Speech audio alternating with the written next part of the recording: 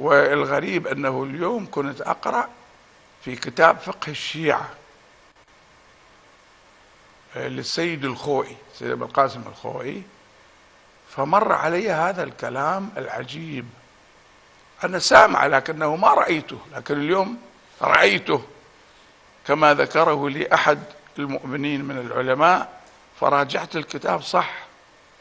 السيد أبو القاسم الخوئي يقول إن أبا بكر وعمر ليسا نواصب، يعني يقول أن أبا بكر كان يحب عليا ويحب فاطمة، وعمر كان يحب عليا ويحب فاطمة. إذن أيها السيد الخوئي، إذا كان أبو بكر يحب فاطمة وعمر يحب فاطمة ويطيع فاطمة، فلماذا ماتت فاطمة وهي غاضبة على أبي بكر وعمر في صحيح البخاري؟ يعني كيف هذا؟ أنت ألم تقرأ صحيح البخاري يا سيدنا الخوئي؟ كيف تقول أن أبا بكر لم يكن ناصبيا، إنما كان يحب أهل البيت، يحب الإمام علي ويحب الزهراء؟ من الذي أخذ فدك من فاطمة الزهراء؟ أليس أبو بكر؟ من الذي انتزع الخلافة من علي بن أبي طالب؟ أليس أبا بكر؟ كيف هذا الكلام؟ يعني هذا الكلام حقيقة يهز الوجدان. أنا أسمع مرجع ديني كبير عندي ثقة فيه كبيرة يأتيني ويضربني على رأسي بالسيف ويقول لي أن أبا بكر كان يحب فاطمة من شيعة علي بن أبي طالب، أبو بكر وعمر عند السيد الخوئي. أي كلام هذا؟ وليش مطمطمين على الناس؟ لماذا لا تظهرون الحقائق للعالم؟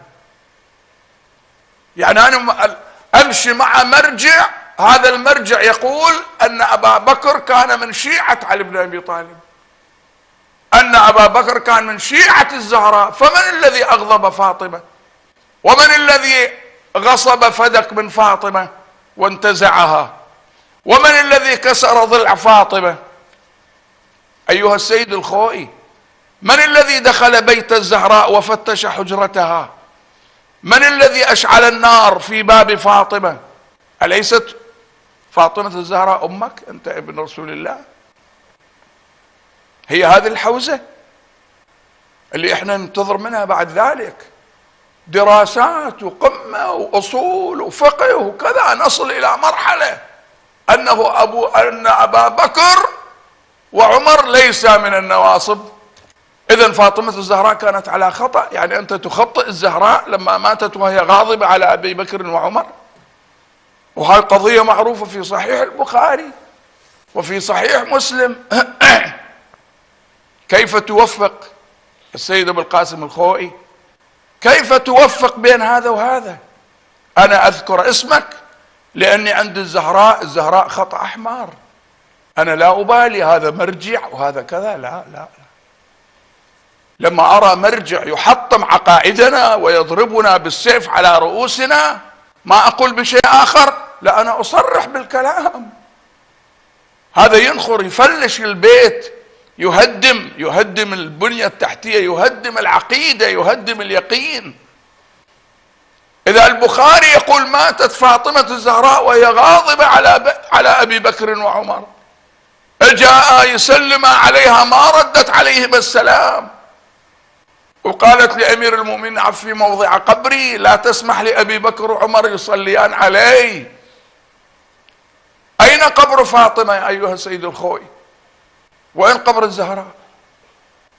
الزهراء هكذا، يعني مرة واحدة أنت وصلت إلى نتيجة أن أبا بكر من الشيعة المخلصين لفاطمة وللإمام علي. فمن الذي انتزع الخلافة من علي بن أبي طالب؟ من الذي ذهب إلى سقيفة بني ساعد؟ من الذي شتم عليا على المنبر وفاطمة الزهراء موجودة في المسجد، ومثل أن الإمام علي إن هو إلا ثعالة؟ قال الإمام علي ثعلب شهيده ذنبه، وهاجم الزهراء والزهراء موجودة، ووصفها بأم طحال، وهي امرأة أم طحال، امرأة ساقطة في الجاهلية. كيف تقول هذا يا أبا القاسم الخوئي؟ كيف تقول هذا الكلام؟ أنا أحاججك أمام الله، والله العظيم أحاججك أيها السيد الخوئي، وكل مرجع ما يمشي عدل مع أهل البيت وأخاصمه وأحاججه أمام فاطمة الزهراء. إذا لماذا نحن مشردون من بلد إلى بلد؟ 40 سنة نحن مشردون من بلد إلى بلد من أجل هذه الحقيقة، من أجل حفظ الزهراء وحفظ حقوقه وحفظ أهل البيت ومظلومية الرسول وأهل البيت. وإلا أنت تجي الآن مباشرة تبين أن عمر ليس ناصبيا وأن أبا بكر لم يكن ناصبيا، يعني نحن على خطأ. هذا يلائم أسبوع الوحدة ويلائم، لا هذا أضرب من أسبوع الوحدة، هذا أضرب. لأنه المشكلة أنك أنت ما تستطيع أن تحكي مع مرجع، هذا غلط. مرجع يضرب الزهراء وما لك حق تجاوبه، ما لك حق تخاصمه، على أي أساس؟ ليس من حقك أن تسأل أبا القاسم الخوئي، لا تسأله وتحاكمه وتخاصمه وهو في قبره. أبو بكر من شيعة الزهراء لم يكن ناصبيا، وفي فقه الشيعة هذا الأمر، في فقه الشيعة كتاب اسمه فقه الشيعة.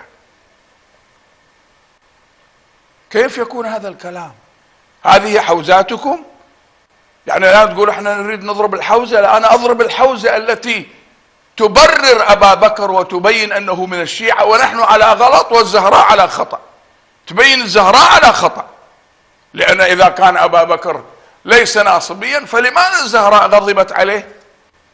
لماذا غضبت عليه فاطمة؟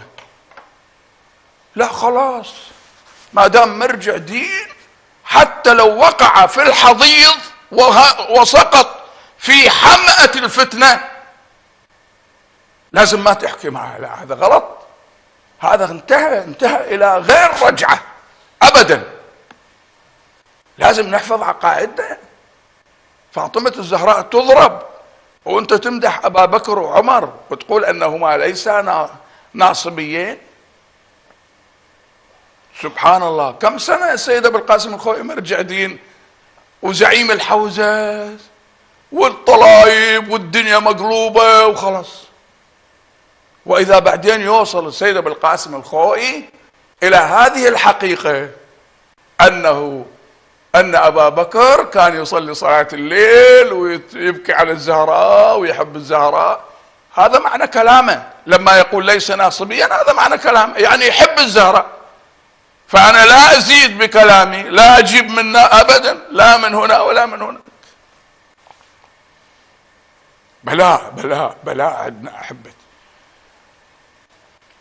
أو هذا خطيب إذا حكى لا تسمعوا الكلام، الكلام للمرجع، المرجع اللي يقول الزهراء على خطأ وأبو بكر على حق لأن أبا بكر ليس ناصبيا. إذا لماذا زعلت عليه فاطمة الزهراء؟ هل أنت ابن فاطمة أيها السيد الخوئي؟ أنا أكلم السيد الخوئي بكل صراحة بصوت عالي لكل العالم يسمع. هل أنت السيد الخوئي ابن الزهراء؟ أنت سيد حقيقة، سيد من آل الرسول؟ ما عندك غيرة على أمك فاطمة الزهراء؟ تخطئ الزهراء وتفهم العالم أن فاطمة على خطأ وعلى غلط لأنها ماتت وهي غاضبة على أبي بكر وعمر، وأبو بكر وعمر مساكين ما يصنعون شيء، ليس ناصبيين.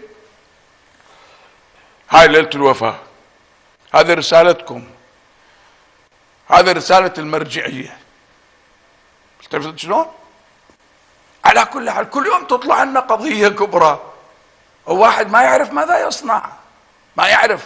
لكن هذا المنبر، منبر الإمام الحسين سلام الله عليه، اللي يصعد على منبر الحسين الذين يبلغون رسالات الله. أنا المرجع اللي يخطئ الزهراء ويجعلها على غلط بفلس ما أشتري. تفهمون كلامي ولا ما تفهمون؟ ما عندي لحية مسرحة ويا أحد، ما عندنا مصانعة ولا مداهنة. احنا شفنا وضعنا في العراق إلى أين وصلنا، إلى الحضيض بسبب هذه المواقف.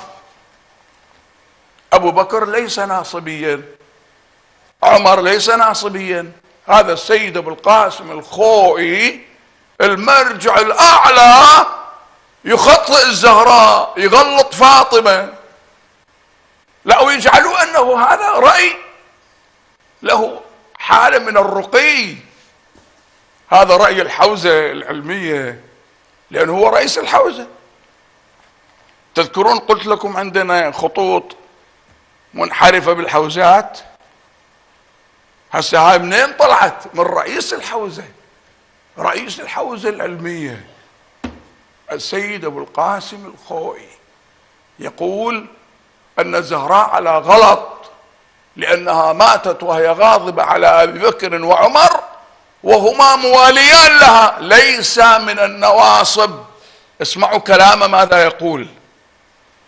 يقول أن أبا بكر ليس ناصبيا، فلماذا الزهراء ماتت وهي غاضبة عليه؟ إذن الزهراء على غلط. يعني أنت يا أبا القاسم الخوئي صوبت أبا بكر وجعلت الحق معه والباطل مع الزهراء هالشكل. والله العلي العظيم لا أسكت عنكم إلى آخر نبضة في حياتي. أنا ما عندي شيء غير أهل البيت.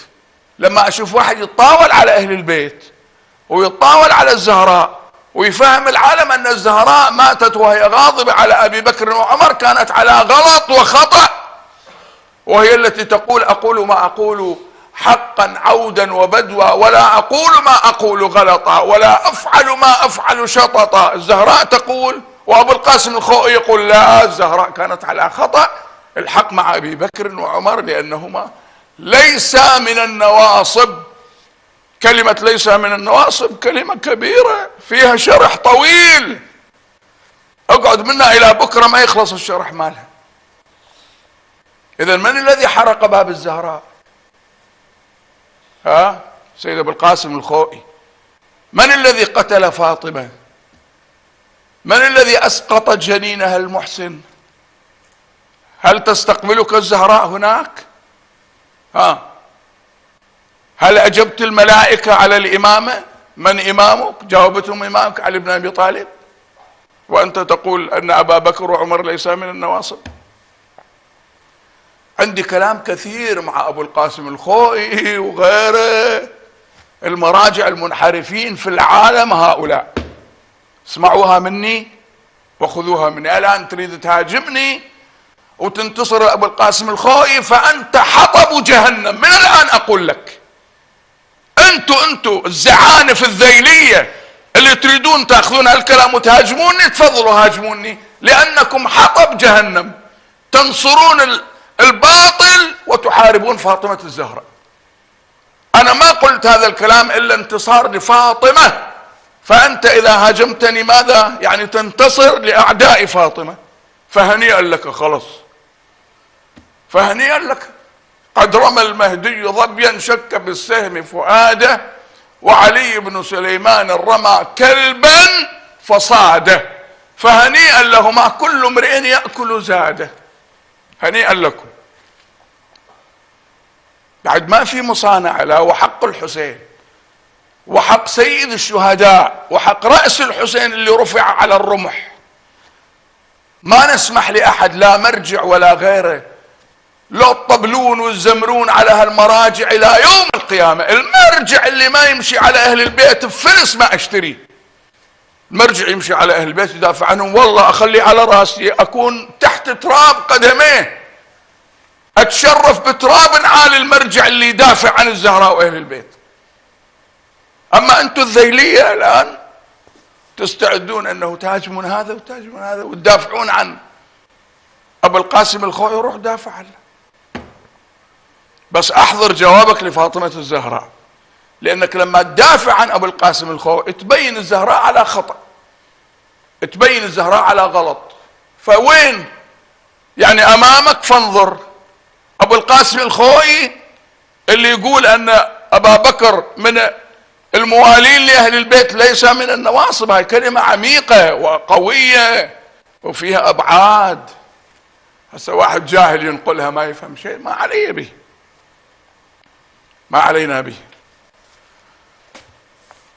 أقرأ عليكم النص هذا، لاحظوه جيدا، خلي سيد أبو القاسم بقبره يسمعها يسمع هذا الكلام. الذين كفروا وصدوا عن سبيل الله أضل أعمالهم.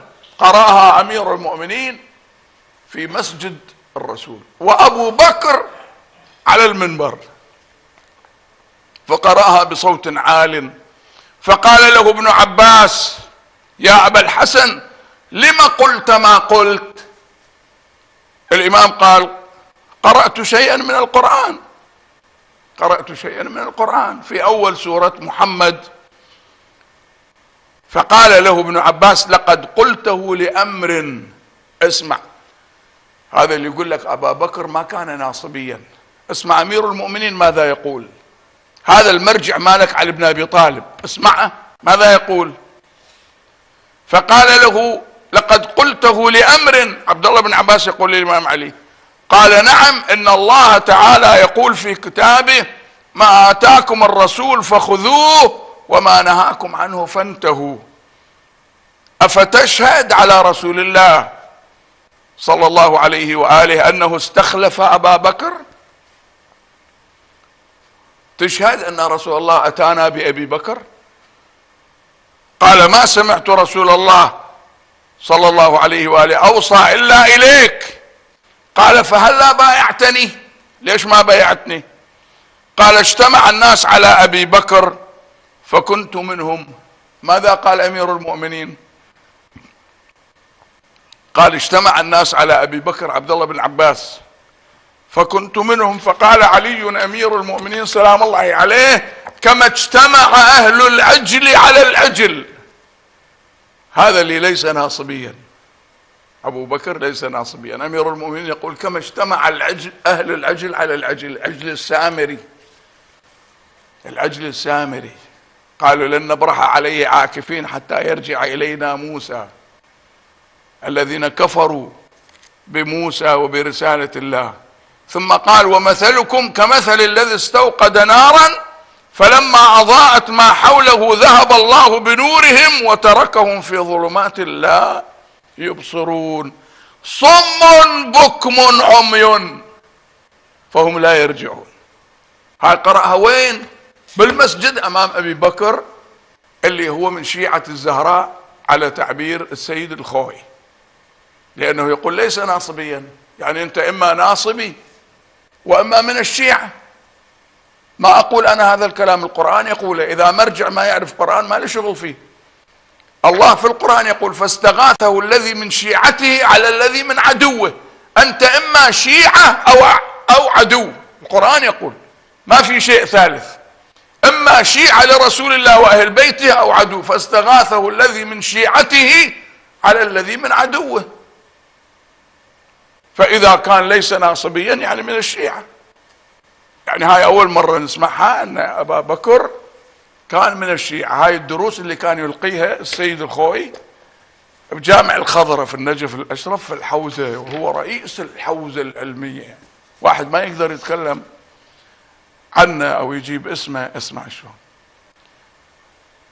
بسم الله الرحمن الرحيم: الذين كفروا وصدوا عن سبيل الله أضل أعمالهم والذين آمنوا وعملوا الصالحات وآمنوا بما نزل على محمد وهو الحق من ربهم كفر عنهم سيئاتهم وأصلح بالهم. ذلك بأن الذين كفروا اتبعوا الباطل.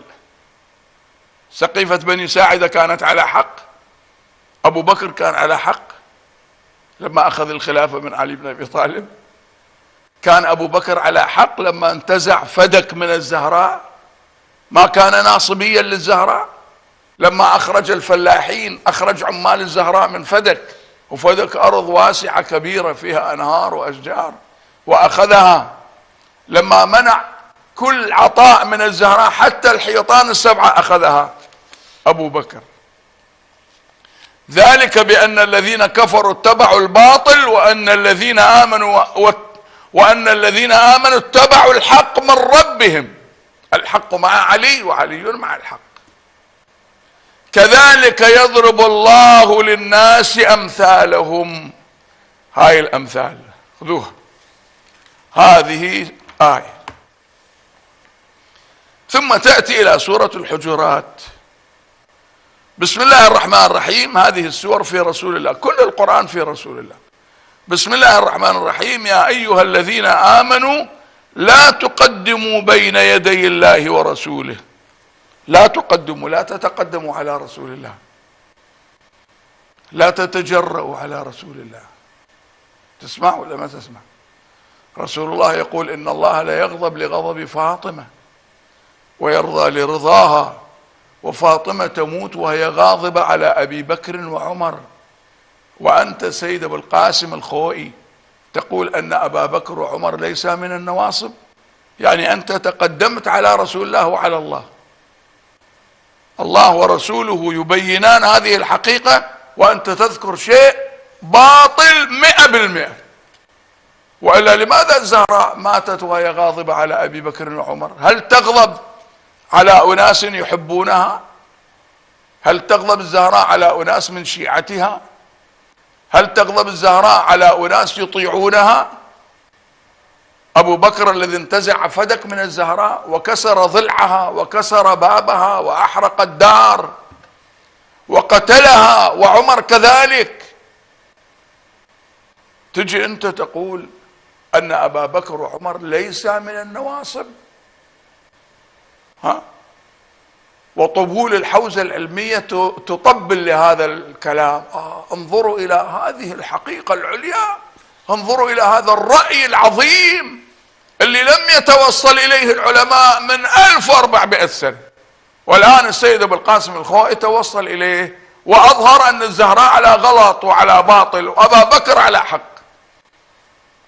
هذا كله معناه أن أبا بكر وعمر ليسا من النواصب. كل هذه الأشياء وأكثر، أنا ما أقولها الآن، في أشياء أكثر وأكثر وأكثر. لما واحد ليس ناصبيا يعني مواليا، أنت إما ناصبي أو موالي، إما شيعي أو عدو، فتقول ليس نواصب، ليس من النواصب، يعني كان من الموالين لفاطمة الزهراء. إذن بطل حيلي عليها وروحي فداء لتراب نعالها وأقدام. لماذا ماتت وهي غاضبة على أبي بكر وعمر؟ ليش؟ يعني طلع الغلط عند الزهراء. طلعت الزهراء ما تعرف أن أبا بكر يحب يواليها ويحب أهلها ويطيعه. لما دخل في حجرتها يفتش الحجرة كان أبو بكر مواليا للزهراء. لما هاجمها في المسجد وهي تخطب كان أبو بكر مواليا للزهراء. لما وصف الزهراء بأم طحال المرأة الساقطة كان مواليا للزهراء.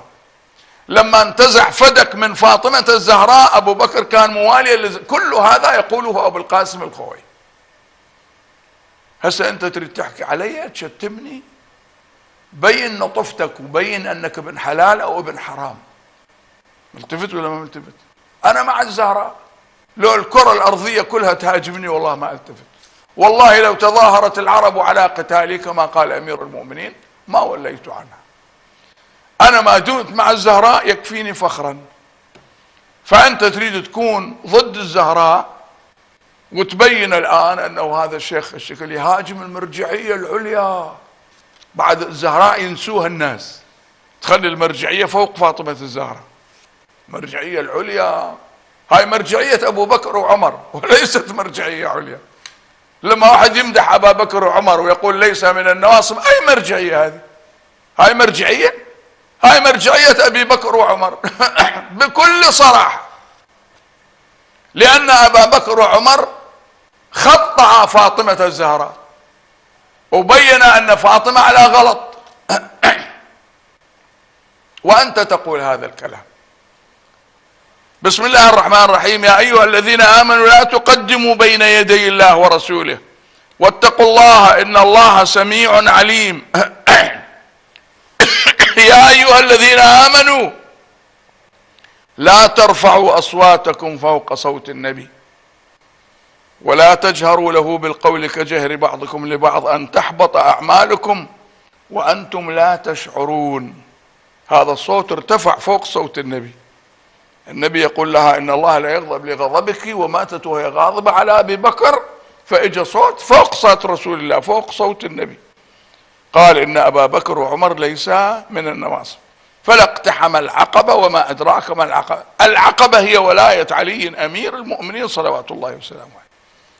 فلا اقتحم العقبة وما أدراك ما العقبة. إذا تمسكت بولايتي أنت اقتحمت العقبة. ما هي العقبة؟ فك رقبة. هذه الحرية، تحرر نفسك، تعتق نفسك من النار. كيف تقول كلمة الحق مهما كان الثمن، حتى لو قدمت رأسك من أجل كلمة الحق، حتى لو قدمت نفسك من أجل أنك تنتصر لفاطمة الزهراء المظلومة سلام الله عليها. فاطمة الزهراء مظلومة حتى في حوزاتنا العلمية، الزهراء مظلومة. يطلعون أعداء فاطمة من المؤمنين الموالين لأهل البيت هكذا.